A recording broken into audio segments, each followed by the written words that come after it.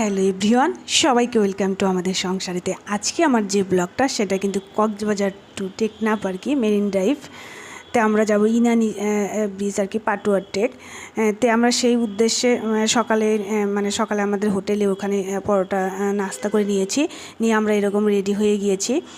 আমরা যাব ইনানি সমুদ্র সৈকত আর কি।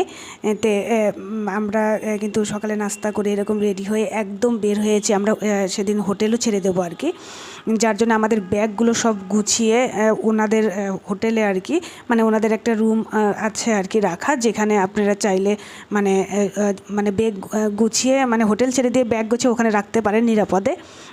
মানে টাকা নিবে, আমাদের কাছে 200 টাকা নিয়েছিল ব্যাগের জন্য আর কি।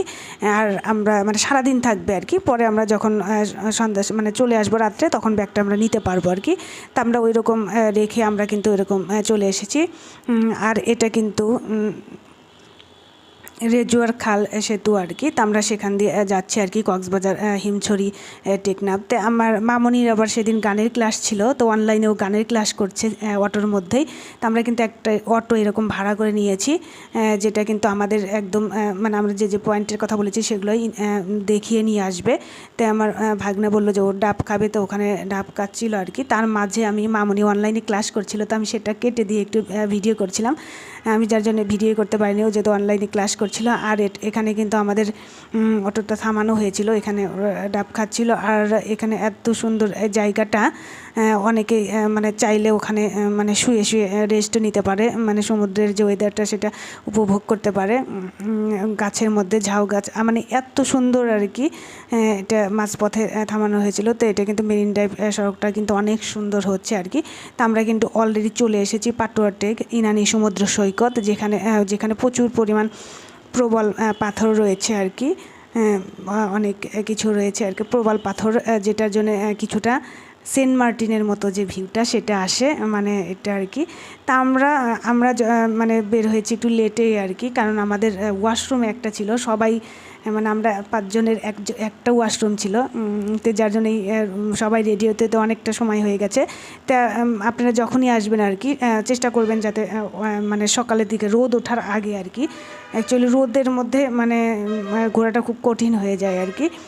তার আমরা মানে পাথরগুলো ওইভাবে ভালো করে দেখতে পাচ্ছিলাম না, কারণ সমুদ্রের ঢেউগুলো এমনভাবে আসছিল আর কি। ওখানে বসে যে একটু ছবি তুলবো, মানে ওখানে যতবার বসছি শুধু জামা ভিজে যাচ্ছে, যেহেতু আমরা আর চেঞ্জ করবো না, আমরা একবার এখান থেকেই চলে যাব আর কি, মানে ঢাকাতে আসবো আর কি।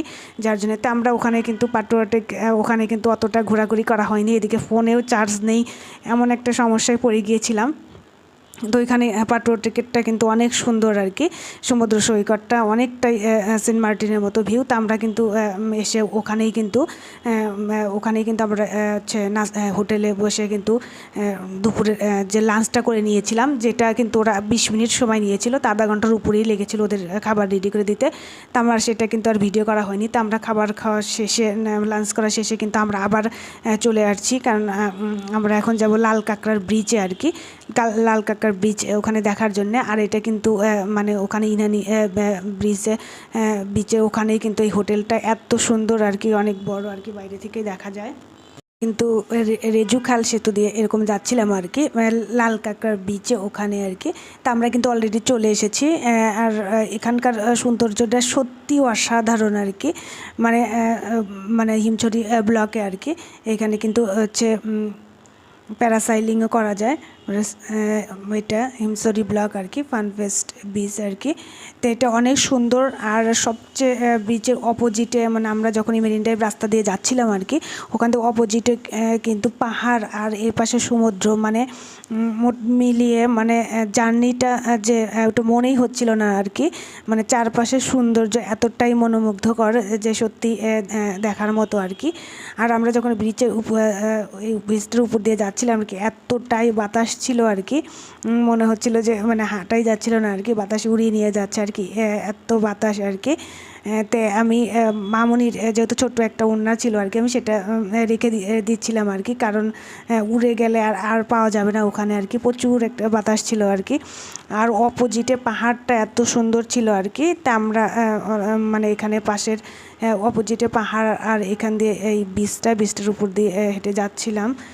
আর তখনও রোদের তাপটা প্রখর ছিল আর কি। আর এত সুন্দর একটা পরিবেশ, এখানে আসলে সত্যিই মনে হয় না যে আর মানে ঢাকায় ফিরি আর কি। চারপাশে পাহাড়, অপোজিটে সমুদ্র, এক সাইডে পাহাড় এক সাইডে সমুদ্র। আর এখানে কিন্তু ঝাউ বাগান আর কি।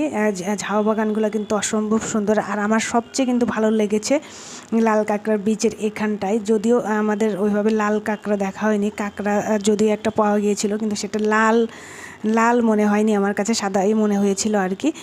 তে মানে আর এখানে কিন্তু আমরা সূর্য অস্ত যাওয়া দেখার জন্য ওয়েট করছিলাম আর কি। তারপরে কিন্তু আমরা ঢাকায় ফিরবো। তা আমার ফোনে একদমই চার্জ ছিল না, যার জন্য বাদবাকি আর ভিডিওটা করতে পারিনি আর কি। তা আমরা কিন্তু আবার ট্রেনেই ব্যাক করেছিলাম ঢাকাতে আর কি।